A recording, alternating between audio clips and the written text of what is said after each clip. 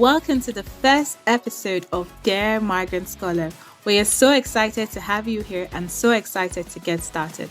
Now, Dear Migrant Scholar is for anyone who is seeking to get career guidance or just some sort of direction with further studies. Or if you're here for the chills, the vibes and banter, you're definitely in the right place. Dear Migrant Scholar will be hosted by my co-pilots and co-founders, Charles and Ovi. And by the way, my name is Jamaka. This podcast will be available on major streaming platforms and will be brought to you once every month. I promise you it will be definitely worth the wait. Now, today's episode, we have our guest host, Rufai Oseni. Rufai, take it away. Hi, welcome everybody to another very exciting edition. On this podcast, we're going to be introducing you to the founders of AlumUnite, and we're going to be talking about the journey so far, the antecedents thus far, and what we hope to achieve with this brand new plan we've got on AlumUnite. So I've got joining us here, Obi and Charles and Chiamaka. All right, these three great people have put this great venture together called AlumUnite to be able to give back, to society. And it's more than a joy joining them on this podcast today. So, I'll start with you guys, and I'll start with you, Obi. How long have the founders known each other, and how did you guys meet? That's an interesting one. So I have known Charles for over a decade, I believe. I've known Charles for over a decade. And so we went to college together. And I don't think we were close in college.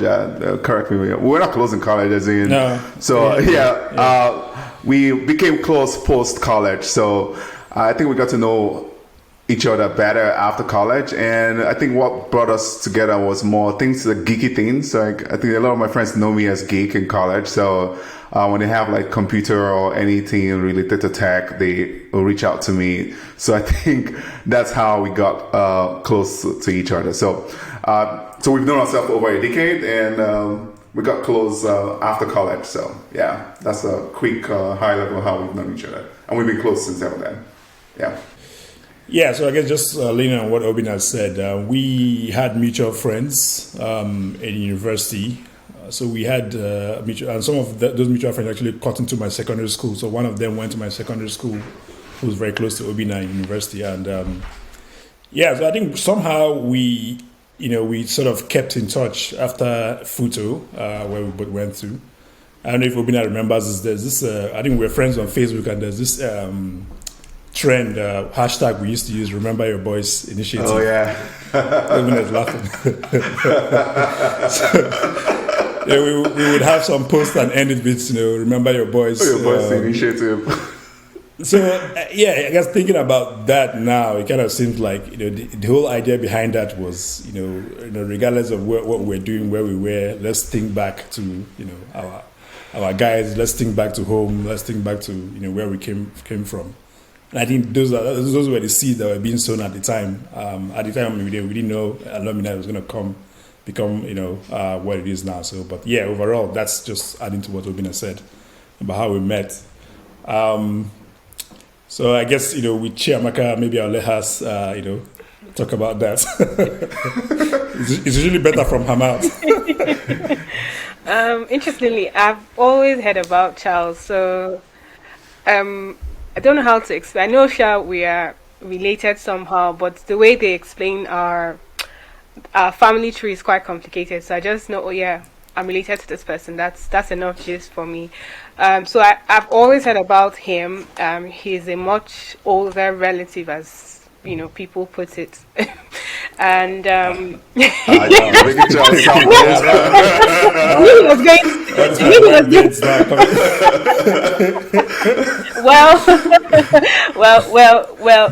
when they say brother, and I know we don't do, not everybody does that, but people will call our brothers in our own Igbo parlance. He was the older brother.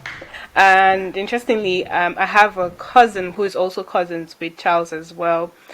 And just randomly, I think this was early 2019 or so, and we were wishing each other Happy New Year and stuff. And then he mentioned that there was someone, or his cousin was working on this amazing project, and I should reach out to him and all.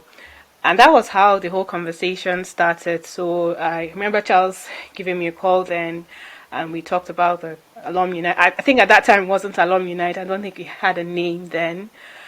And then through Charles, I met Obi, and the rest they say is history. So that's my own version of how we met. I don't know if Obi and Charles have a different version of how they got to know about me or how we met, but that's my own version.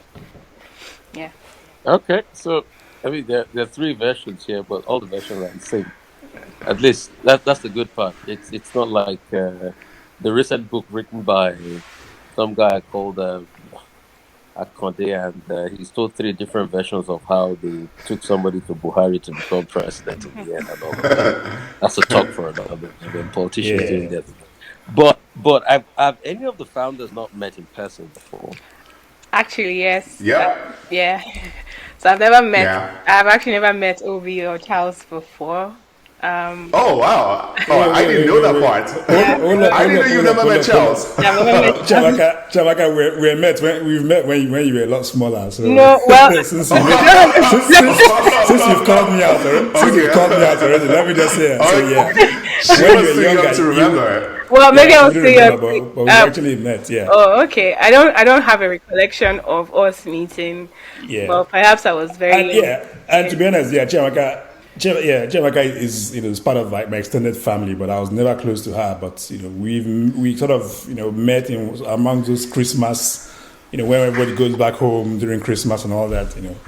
I had spent some time around Chiamaka and her brother. I was actually, funny enough, I went to university with her brother, Futo as well. So I think he was 1 year below me in Futo.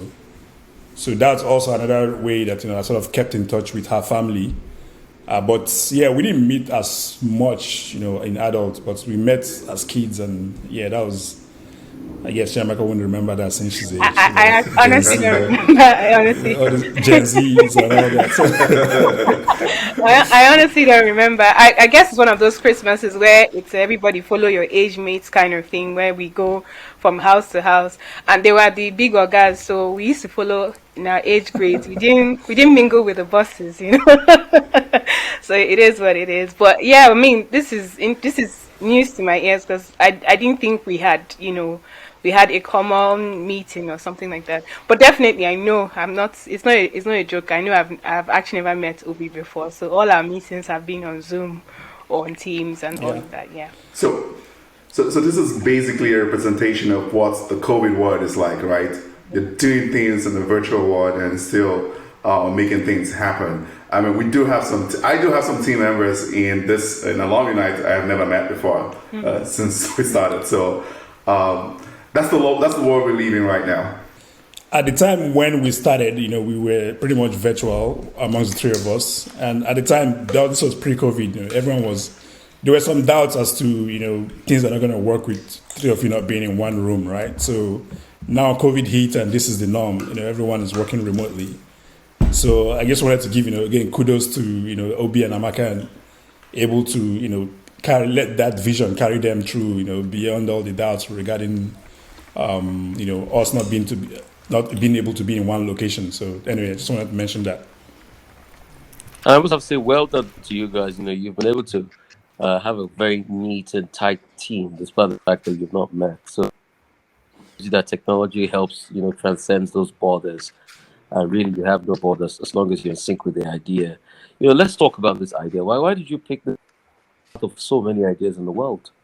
Yeah. So I think the idea kind of met some of us across different phases in my career.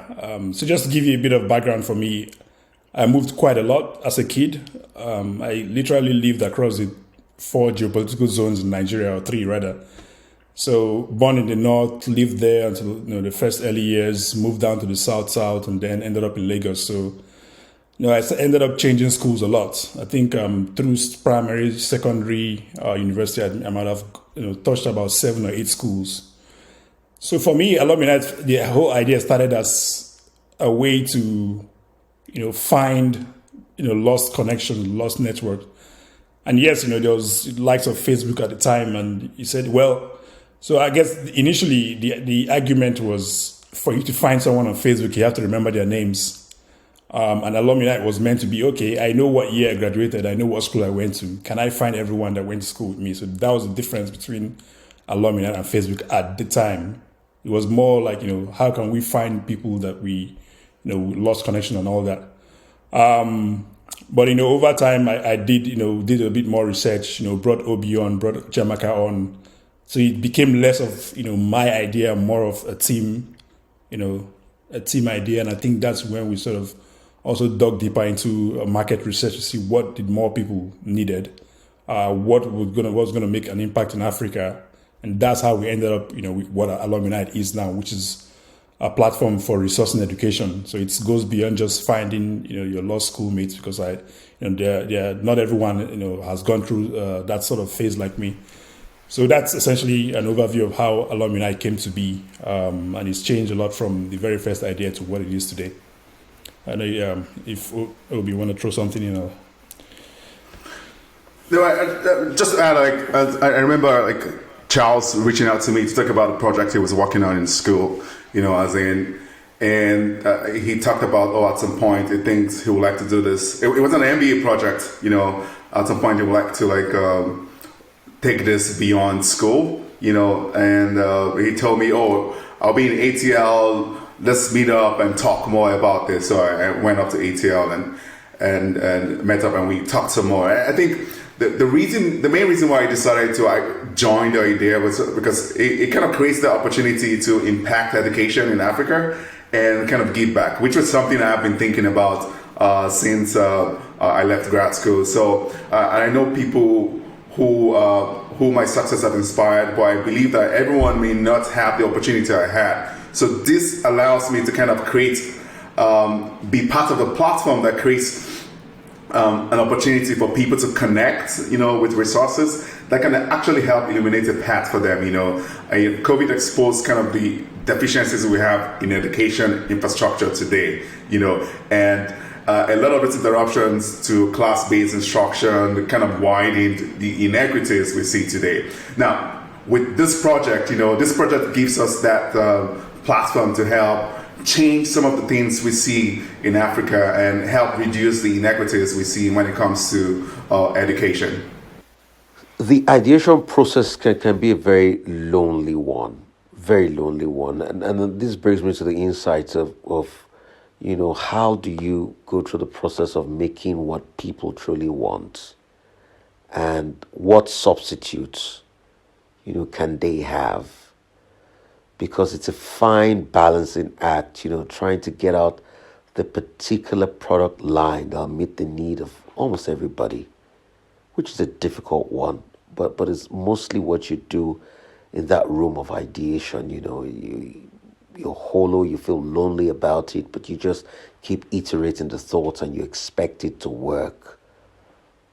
So how do you hit it? How do you get what people want? And what are the substitutes? I can start and then pass on to Chiamaka. But initially, what like Obina said, before I reached out to Obina, I'd already done some research. So, and that research was, included surveying a lot of people. So we surveyed Nigerians back at home in diaspora to try and understand where their headspace was with regards to giving back. And not just giving back in general, but giving back to education, to their alma mater. And we covered some problems around reasons why people did not give back. Some of it was lack of transparency. There are a lot of, alumni groups, very strong alumni groups that, are out there that had challenges with their ESCOs, squandering funds. Funds were raised for a project and then the funds ended up in someone's, pocket, and that was the end of it. So, and secondly to that, there was also the aspect that a lot of people would actually give a lot more if there was a means or platform to be able to manage all that process, transparency and all that. So that was the initial kind of, kick in the backside. We say, okay, if this is true, this is what people are saying, then there's need for this. As far as the product itself, the product has evolved, and I guess maybe Chiamaka or Obina can talk about that in terms of how exactly, has that adapted to what people need. Initially, for example, we wanted to give back to schools, and the idea was, okay, there are two sides to it. First, you get funds from alumni and well wishers. Secondly, was getting that funds to actually impact the purpose for which they were raised. So the side of raising it seemed like the easier part. People would give, those who had would give when there was a need for it. But I think the more difficult one was how would you actually now implement those funds into the right project and all that. And I think that's where we sort of learned with the markets and evolved, especially around managing projects for alumni associations. And up till now, we've worked with a couple of schools. We've done various use cases across the schools. We found that the alumni associations already exist across different schools. You can pick one school, for example. Let's say University of Lagos, for example. The alumni over the last different sets, past 20 years, they're engaging in different platforms out there, WhatsApp, Facebook, and the likes. And what we're doing with AlumUnite, we're not trying to, essentially change the landscape. We're only trying to make it more efficient. You could be trying to raise funds on WhatsApp, and then there's also chats going on there, jokes being passed around, and then easily it becomes a lot more difficult for those trying to, create impact. But with AlumUnite, we sort of picked out, what are the best parts of all these platforms that can actually help us transform education. And essentially, we've put them into one place, which also brings together community, the fundraising aspects, and the project execution.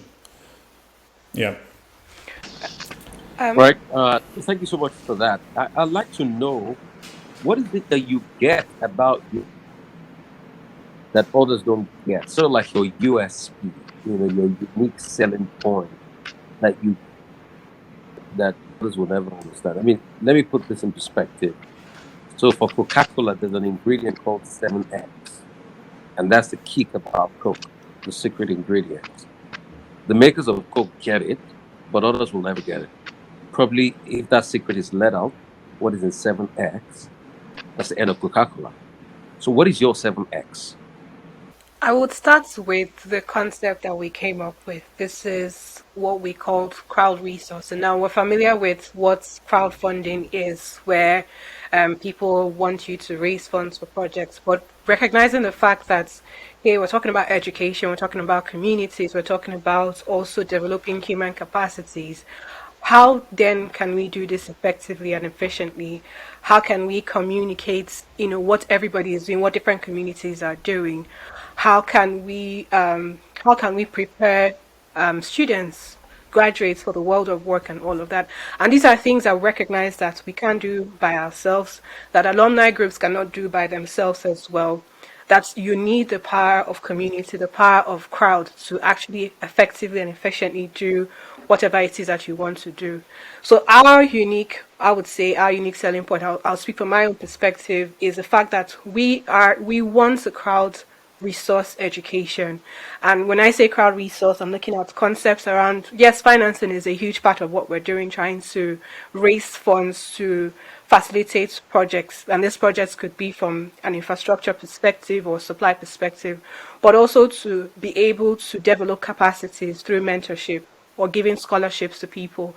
And this is something that communities can do by themselves. It requires the strength of the crowd to do this. So for us, our unique selling point is in crowd resourcing, where we are able to effectively collaborate, effectively communicate, instead of working in silos or reinventing the wheel, and effectively also cooperate as teams of communities to do this noble cause that we have started. I don't know if Charles or Obi, you guys have anything to add? No, I think you said most of it. The only thing I was going to say is to just, I think we know this is unique. That one thing people don't get is the fact that we do have, when it comes to impact, how much impact we can make, I feel like it is endless. Like it is endless, So and people don't see that today. There are a lot of things we see in the West where that we don't see in back in Africa. Things like communal support for education. If you look at schools like Harvard and all of that, they do have a huge endowment fund, right? We believe that we can start that journey in a place like Africa, giving people a platform to be able to crowd support education, crowd support the transformation of education in Nigeria and the likes, instead of leaving it just to the government. Like, if we leave everything to the government will not be able to drive all this change itself. So what the unique model we bring is that ability to involve not just philanthropists or people who are out there, but also involve people who care about education, also involve corporate institutions that have budgets allocated to education. We give them that ability to be able to drive some of this education transformation. And just to add to the question that Charles added earlier about the research we did to kind of validate this idea, from the research, some of the key stats we got were things like 8 in 10 respondents said that the platform was going to support nation building. Things around 7 in 10 said they were willing to join the platform. So that's kind of validation that people buy into what we're doing. About 9 in 10 also said that they would donate at least $10 in a year. So that's like validation to support that.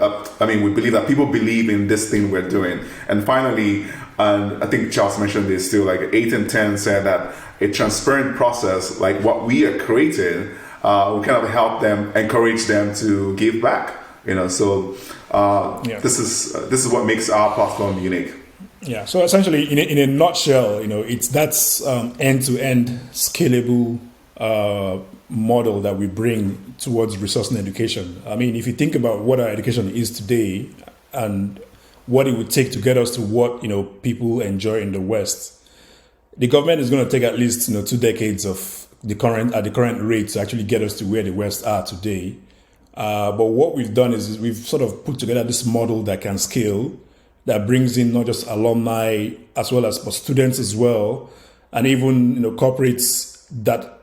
When we start talking about corporates here, I just want to say it's not about corporates giving out free money and all that. We sort of designed some of all this alumni such that everyone benefits from being on the platform. The students themselves benefit, the alumni benefits, the corporates themselves benefit from sponsoring projects. And we sort of provide that end-to-end view of it. We remove the management from the funding side. We enable the alumni groups to support themselves and perform. And if you look out there, there's not that one platform that is focused to all this education, and that's our goal: focus on education, provide end-to-end value for all the stakeholders. So I'd like to ask, what has been the highlights and the lowlights thus far? I'm sure you've got a lot of insights to share as regards this, and I'd also like to take it one step further. Are you excited? Are you bullish about this idea you've got?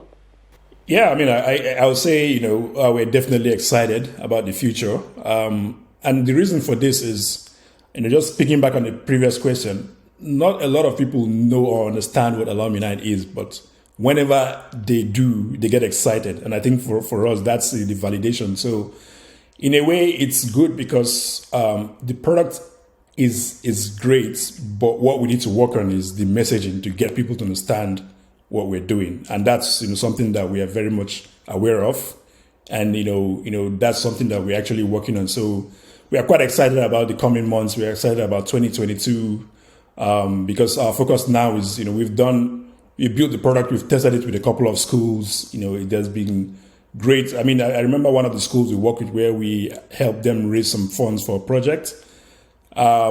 I think there were a lot of comments coming out like, wow, this happened so quickly. They thought it was going to take the typical, you raise funds for 1 year and then you down execute the project in the second year. We did this within 2 months, raised the funds, executed the project, and some of them were like, wow, this is pretty quick.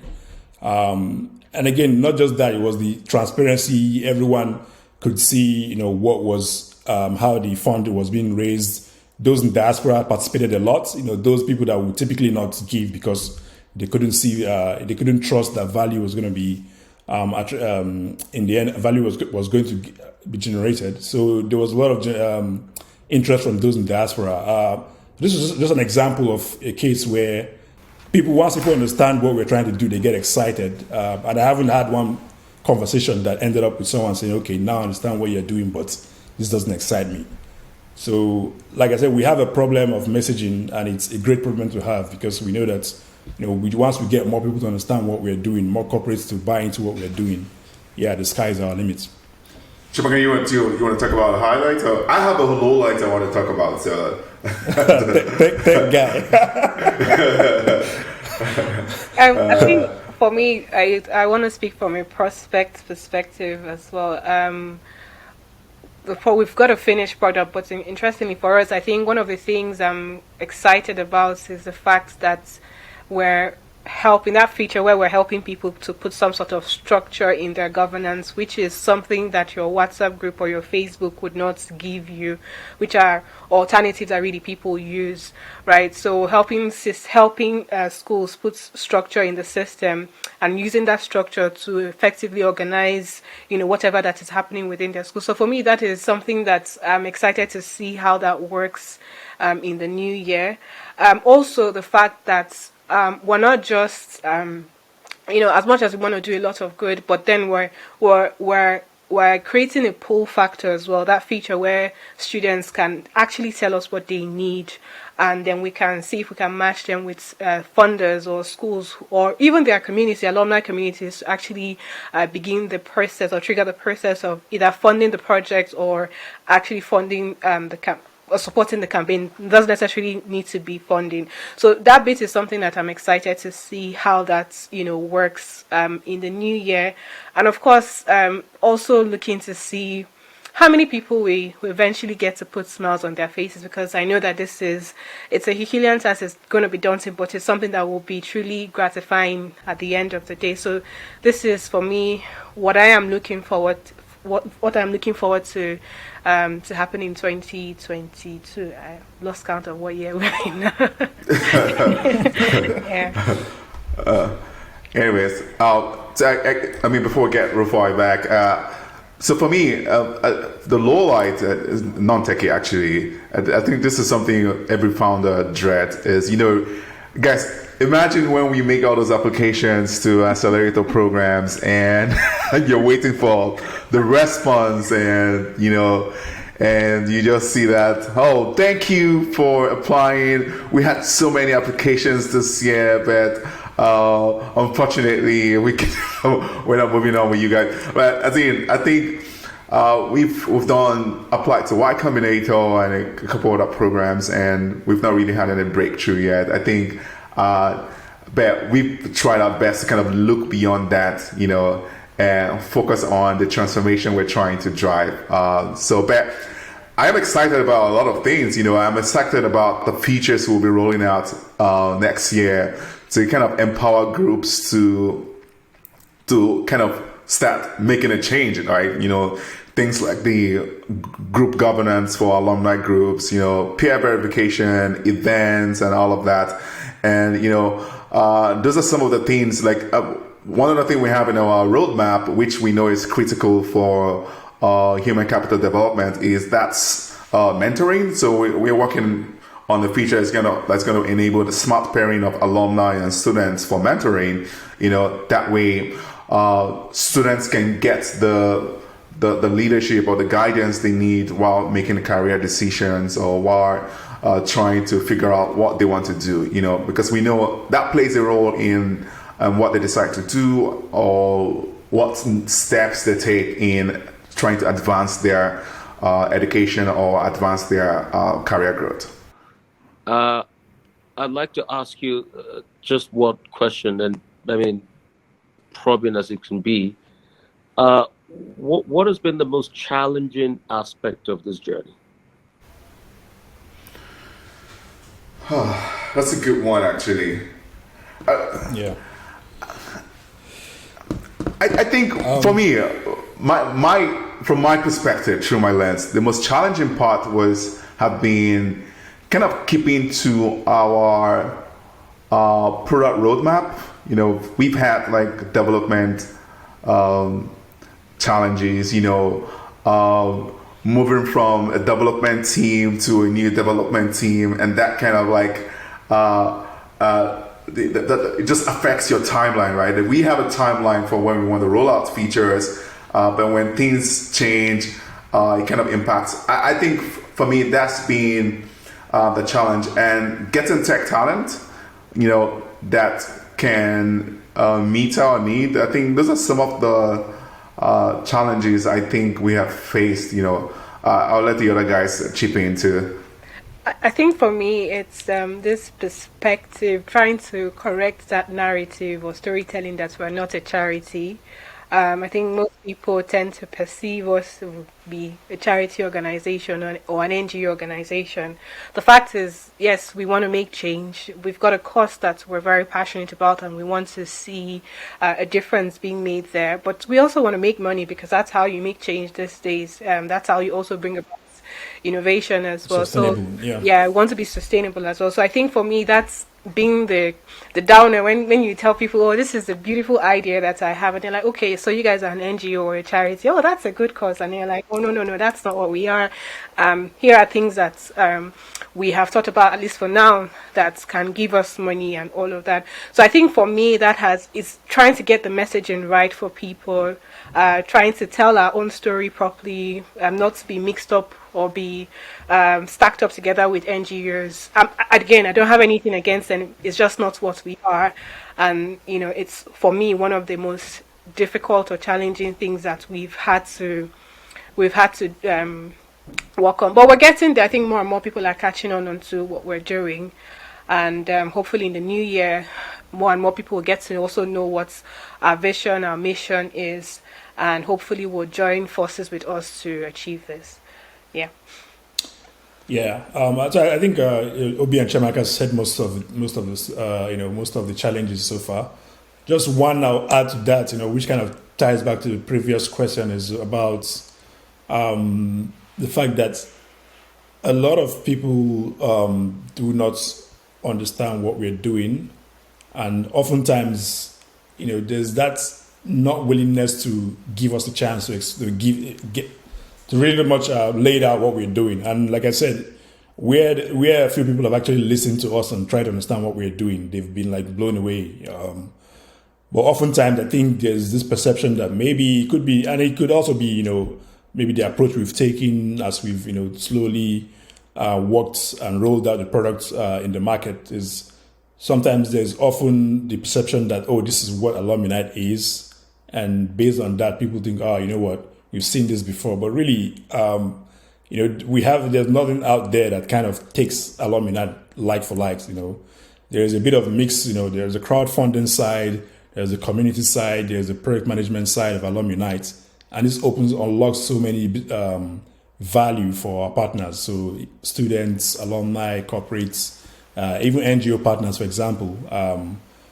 But it's getting the chance to actually explain all that, roll that all out is I think that's where we get a bit frustrated. Like Obina said, we've applied to a few accelerators, and I know, one of the challenges is oftentimes you have to explain what you do in a few lines. And it's easier to say AlumUnite is like a GoFundMe that for Africa, but we're not a GoFundMe for Africa. We're a lot more than that. But because there's not an exact analogy for an AlumUnite out there, it's a bit challenging, and we're very grateful for those who have actually given us the chance to get them on board, and this also includes our investors as well.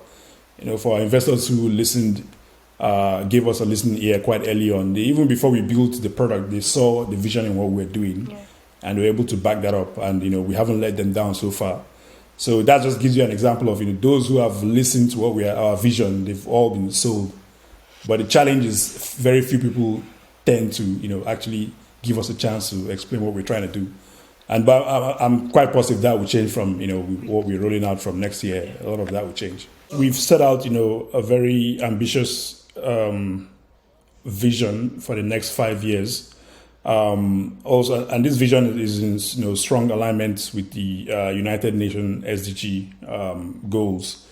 I don't know, Obina, do you want to dive into these? There are like 4 pillars. Like one of the pillars is to kind of drive quality education.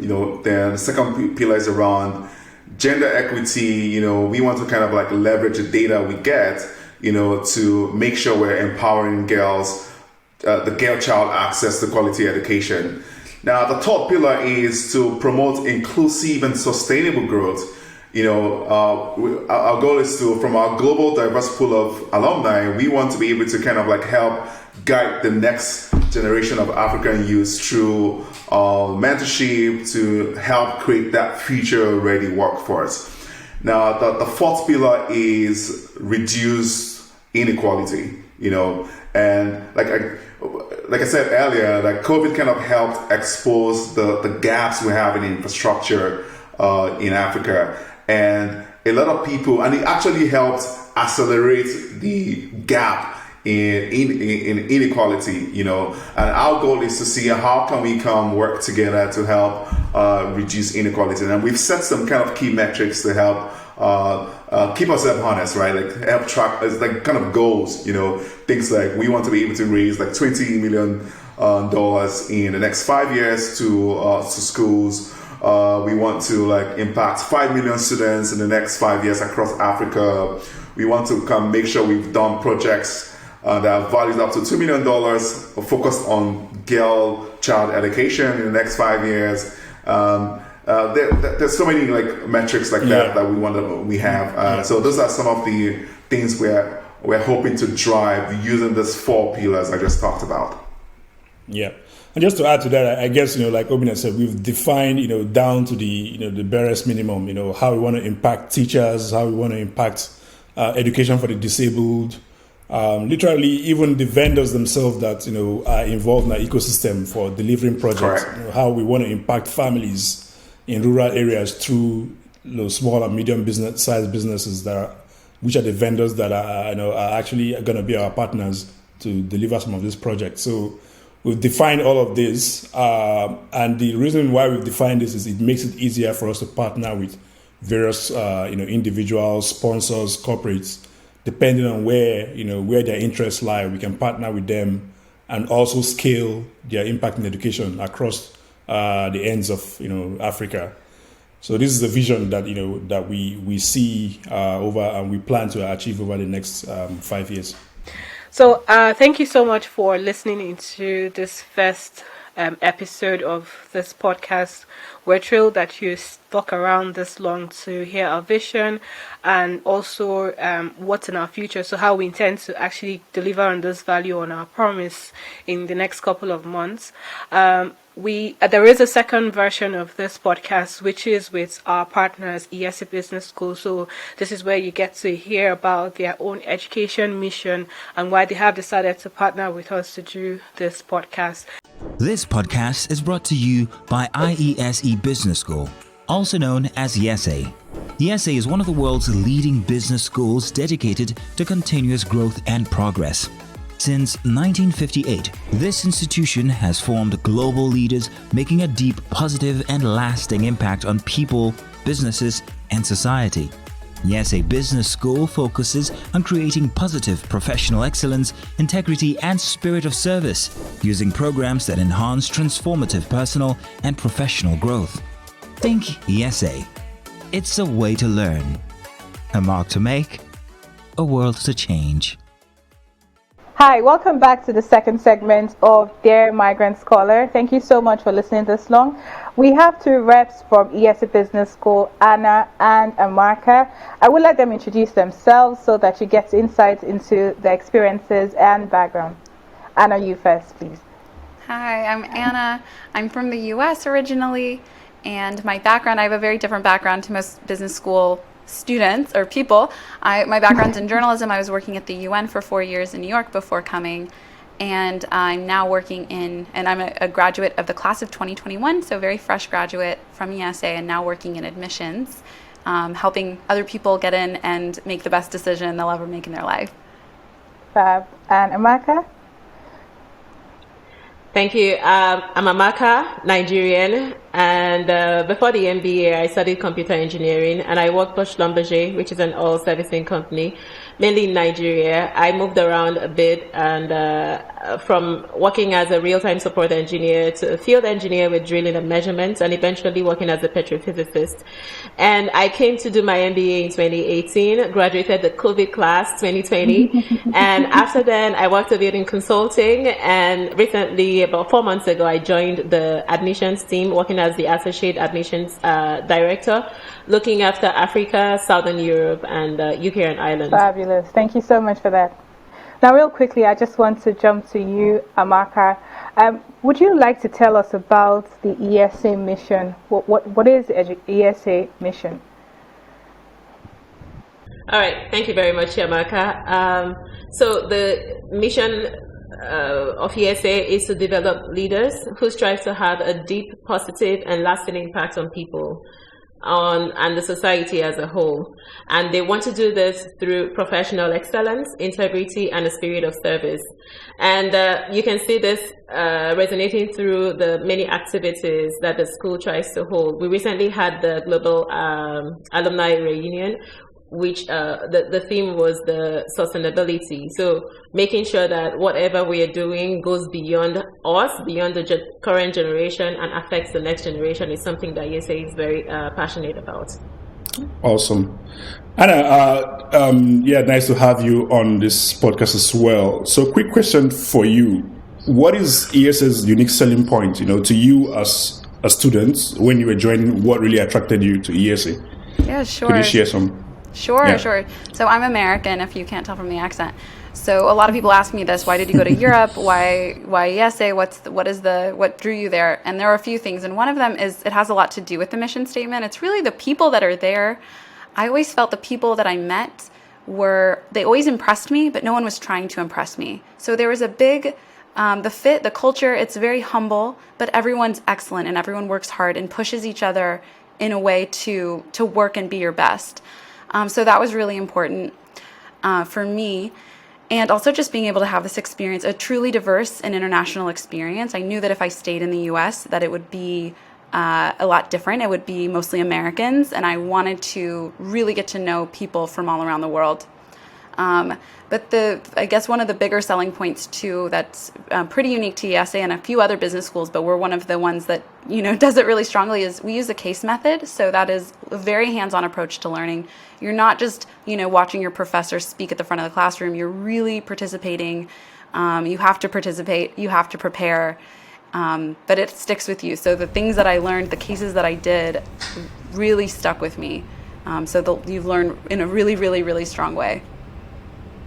Awesome. So Barcelona wasn't a factor then? Well, Barcelona. It is true.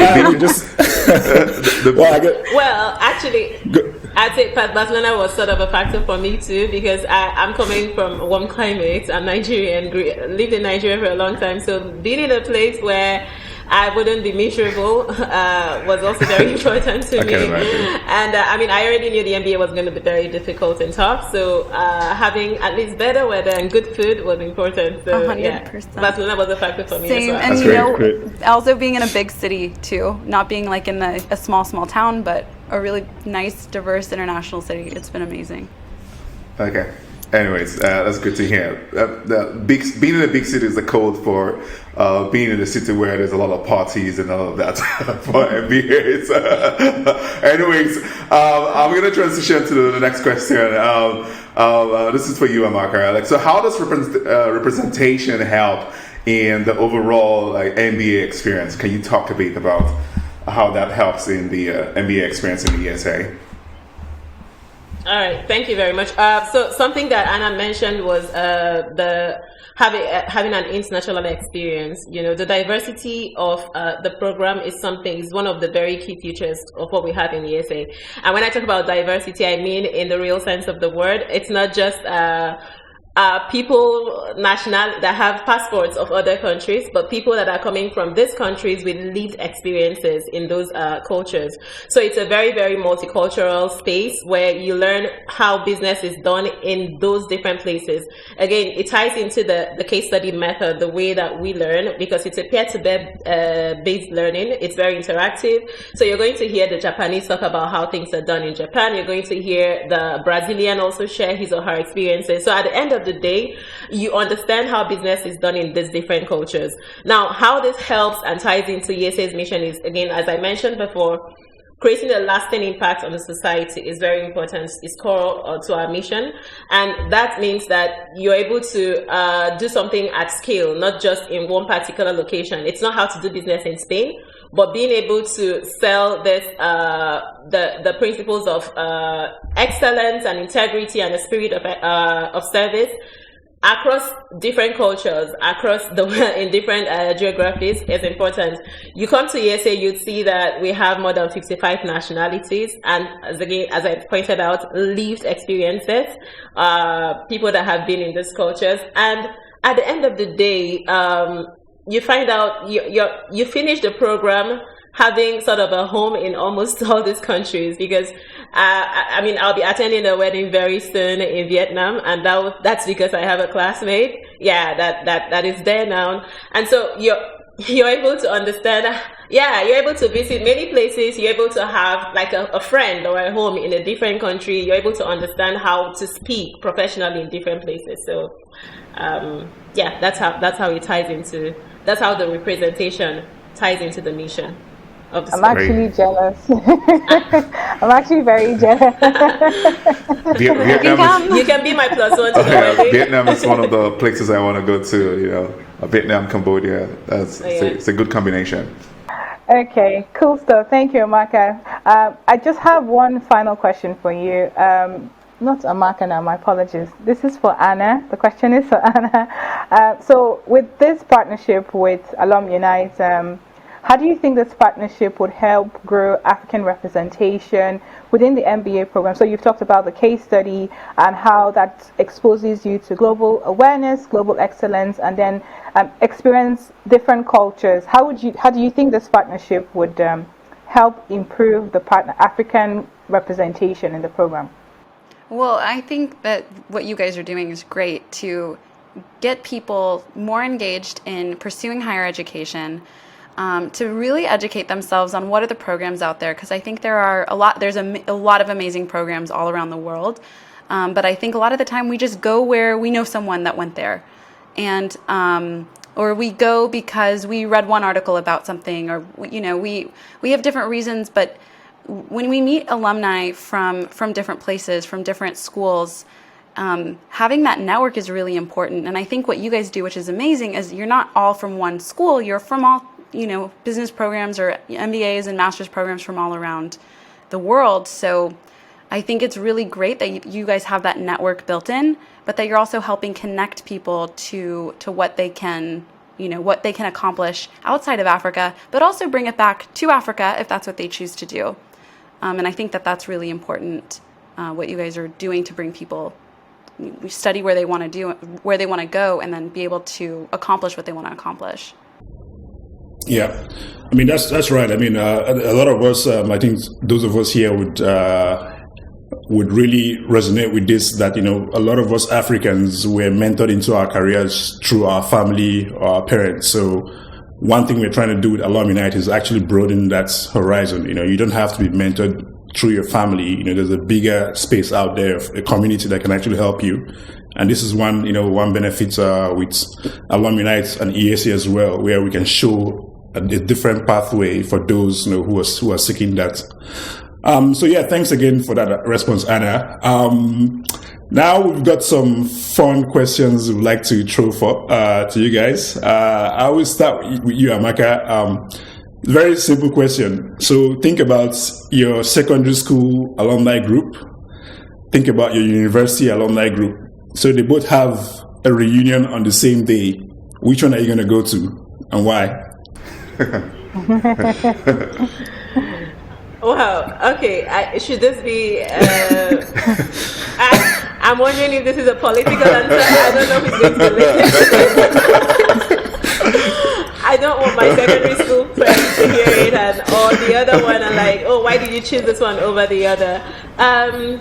I'd say and this is probably just me, but I have formed very deep connections. So I've maintained ties with my secondary school friends much more than my university friends. Interesting. There lies the answer. And also, I haven't seen them in a long time, even though I've maintained, I've been in contact with them. So if they have something going on at the same time, I'll probably go for the secondary school one. No. It suits. What? Outcast. Oh my god. Apologies to all my university friends, but and when you say university, I hope you're not mentioning No, it. I meant your undergrad. Okay. So you can put yes out of this. We're reducing the pressure. Oh, that's pretty good. All right, Anna, one for you. Okay. So, what advice would you give your 17-year-old self? Like, if you had to go back in time, like, what advice would you give your 17-year-old self? Good question. I would tell myself. What's the drinking age in the US again? The drinking age is 21. 18, I think. It's 18 in some places, 21 in some places. That's why I clarify. 21 in the US, so it's like crazy. So I'm not gonna admit whether I was doing any of that. I would tell my 17-year-old self that I should focus on me and not worry about what other people are thinking. That's a good advice. Yeah, it's a good one. Yeah. Focus on what's right for me, not what other people want or think. Stop trying to please everyone and lose yourself. Right. So that one's a serious answer. I wish I had a cute answer to that. Yeah, Also, that's okay. Yeah, That's a very good answer. that's a good one. A good one. Yeah. Okay. Awesome. Thank you so much, guys, for being in this podcast with us. It was such an insightful and educative one. I mean, I'm the only non-MBA on this table, so I think I get to hear from all parts of your mouths, the different experiences that you've had as well. Now, for those of you who are listening, thank you for sticking around this long to listen to us talk about the different things that we plan to do together. If you're interested in beginning your journey or making inquiries, please check out the show notes and then reach out to the individuals here as well. We would also put their information in the show notes as well. So till next time, I would like to say, first of all, thank you to our guests, Anna and Amaka. Thank you so much for coming onto this podcast with us. And then my co-pilots, Charles and Ovi, thank you so much. Thank you for listening to this episode. We're grateful that you stuck around this long. If you want to learn more about IESE Business School and how to get started with your MBA journey, please check the show notes for a link to helpful resources. Don't forget to check us online at AlumUnite.co and follow us on social media to stay updated with all the incredible work we're doing. Till next time, stay focused and continue to reach for the skies.